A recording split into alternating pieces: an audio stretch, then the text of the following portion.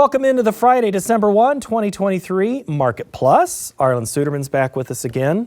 Arlan, if we really recorded on everything we talked about, we could do a whole 20 minutes on just sports. Watching Kansas State, Iowa State, do you call it Farmageddon? Yeah, but we do have a protest there. We'd got a memo because of the weather that is going to be flag football, so, we do have a protest. Oh, well, great. The Iowa State fans are going to start writing you now. Good. Congratulations. Let's start with livestock. I mentioned we had some good questions here, and let's start with Eric in Iowa, and he wants to know, USDA says profits bred cow at $11.91 for 2022, yet questions flow about why heifers aren't being retained to rebuild already decimated cow herd. You talked about this on the main show. Here's his question. How can ranch sector profits be so poor while packer margins are universally good unless competition is lacking and markets are broken? Yeah, and that's the age-old question, the battle between the feeders and the packers. And we went through quite a period where the packers just pretty well controlled the market and had the big margins. Over this last year, it's actually been the opposite. The feeders have had a lot more leverage and control of it. And so the packers have been working with negative margins. Now they've, in the last week or two, have kind of evened up and started going positive again. So it ebbs and flows. I know the feeders would like to have that leverage a lot more often than what they do. But unfortunately, with the situation we have now, it's what we have. All right, well, I have another one, similar question, but this one I need you really to do something different. Jason in Iowa wants to know, cattle herds are shrinking, heifer retention's very low. Similar concept here. Explain to me like I'm in kindergarten and without using the word technical, why cattle producers lost $50 in one short week and that number looks to stay. Give me some solid reasons why producers can't, for once, make a solid profit on their hard work. Well, the profits seem to vary depending on the segment of whether you're the cow-calf man or whether you're the feeder or the backgrounder or somewhere in between, and rarely do we have profits all the way through. Usually it's at the expense of one of the other segments. We have had some cattlemen with some profits here of late. It depends on your operations. It depends on your availability of feed and the margins. Most of our feedlots are in the high plains historically, where we've had a couple years of short crops, so we've had very strong corn basis, and that's been a real problem. But where they've had feed, they've been able to do a little bit better, and we've been seeing that feeding area move to the north, move up into Iowa, into South Dakota, where we've had a cheaper supply of corn, where basis is far cheaper. I mean, it hadn't been that long ago, we had $2 over basis down in the southwestern plains, and we don't feed as many cattle down there anymore as a result. Yeah, that's a whole big discussion. I think Darrell Peel needs to be a podcast guest again and get his thoughts on some of this. Ken asked us one question from Saskatchewan. Got another one from Ken here for you, Arlan. Are any acreage predictions for next year? Are you ready to give those? And are we going to see a significant increase in soybean acreage? And who in their right mind is seeding wheat at these prices? Let's give acreage predictions first. Yeah, as we look at acreage, we're basically looking at winter wheat acreage to be probably pretty similar right now in the plain states, maybe down a little bit, a few percentage points in the Midwest on the soft red winter wheat. In there, it's more rotations than it is the profitability of wheat. And in the plains, it's if you have moisture, you plant, and if it's the fall and you have moisture, you plant wheat. In some cases, they don't even have much option as far as alternative crops. The question is then how much it actually gets harvested or versus grazed out or put another crop in the spring. Looking at corn, I'm looking for corn to pull back to at least about 92 million acres this next year, and soybeans to bump up about 3.5 million acres. So a lot of that, though, is going to depend on where we end up coming out in Brazil. If we have a shorter than expected soybean crop in Brazil, then soybeans will buy some of those more of those acres. If it ends up being a bigger crop than expected, then soybean market's probably going to start breaking lower toward corn, and at that point, it's not going to be able to buy as many acres back away from corn. The changes in the acreage will not be in the core of the Midwest. It'll be in the surrounding areas in the south and in the plains. That's where we get most of our variation in shifts in acreage. And at what point do we see that shift? You mentioned it depends on Brazil. Are we going to have to wait until like January, end of January, before we see any discussion, or February? Yeah, usually the January 12th crop report is usually kind of a pivot point for the focus of the market as well, because by that time we know a lot about the Brazilian crop, and the market's already pricing it in by that point. All right, I have another, I just want to say, Sarah, we asked a lot of your questions in the hogs, so go back to our analysis segment. That was a great question. But Scott in Wisconsin has one for you, Arlan. Which crop do you see has the greatest upside for 2024? For 2024, if Brazil has a shorter than expected crop, in other words, shorter than I now expected, if I'm surprised by how short it is, then I'd have to say soybeans, because we have the tightest balance sheet now. There's not as much room to give. But if we have the crop that I expect out of Brazil, then I have to say corn toward the end of 2024 probably, because the crop in South America, as I said in the earlier segment, that's most at risk is the winter corn crop. But that really doesn't positively impact our exports until next marketing year.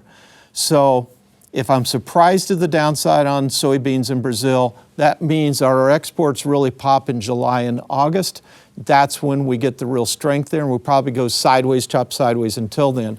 On the corn side, maybe it's next fall where we see surprising strength through the harvest, and that's where we see the strength.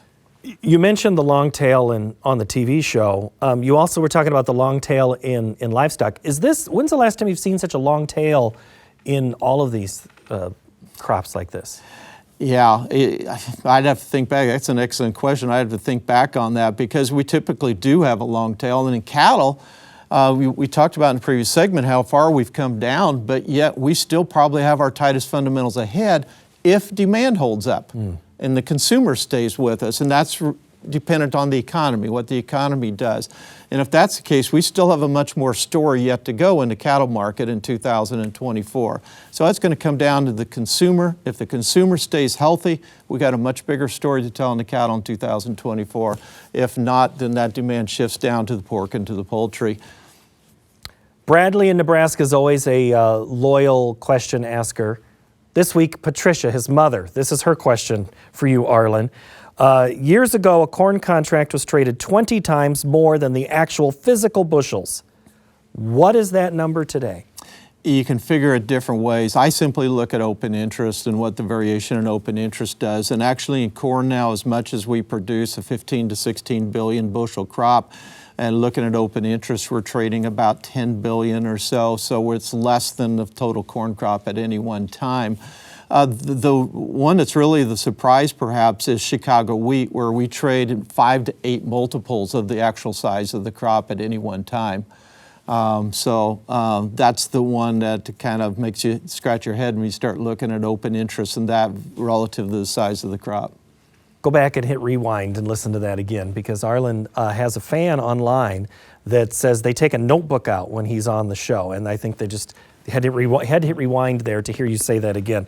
Dan in Oregon, we already asked your question a little bit about when does the South American weather start to matter. Let's go to Joe in Wisconsin now, and he's asking about corn to soy ratios. You've kind of talked a little bit about this, but not in this context yet. With the soy to corn ratio at 2.9, what would be more likely for corn to drag soybeans down or soybeans to lift corn higher? Well, I wouldn't necessarily say it's corn dragging soybeans down. I think it's if the market finds that the soybean crop in Brazil is adequate to meet demand, that we don't need to ration U.S. demand with prices, then I think soybeans go down to join corn.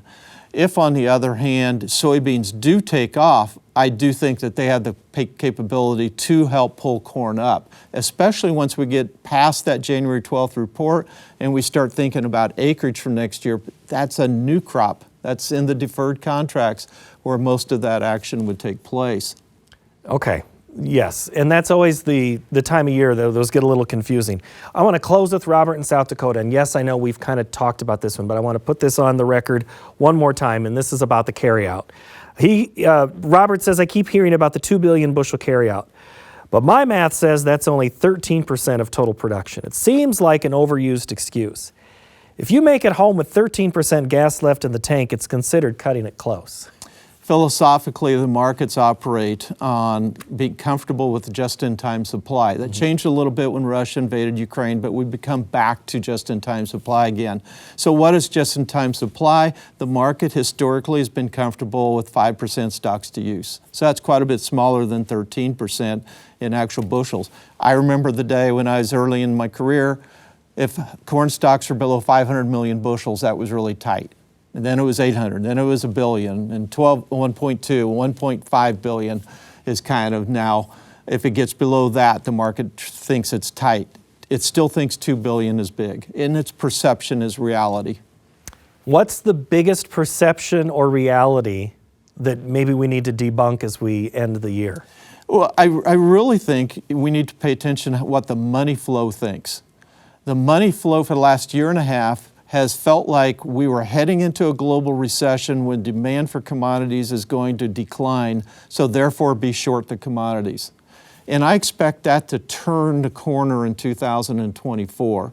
And at that point, as we look back at history, we find that that actually changes the price you receive all the way to the farm gate, the cash price, and how the money flow perceives whether we're in an inflationary period or deflationary period. And I think we will switch again to an inflationary period. The last consumer sentiment survey showed that American consumers also think that we're going to go back into inflation next year.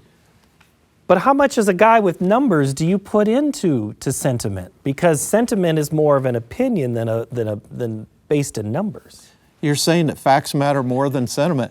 I understand what you're saying, but to the markets, perception is reality. Yeah. And so if the emotions, if the sentiment is something, that will dominate over the facts themselves. Yeah. For a period of time anyway. We appreciate your sentiment, your facts, your commentary, and everything else, Arlan. Thank you. Good to see you. Mm-hmm. Arlan Suderman, everybody. Next week, we are going to check on a homegrown industry that's at the crossroads of commerce and conservation, and we'll have the commodity market analysis of Elaine Cubb. Thank you for joining us. Have a great week.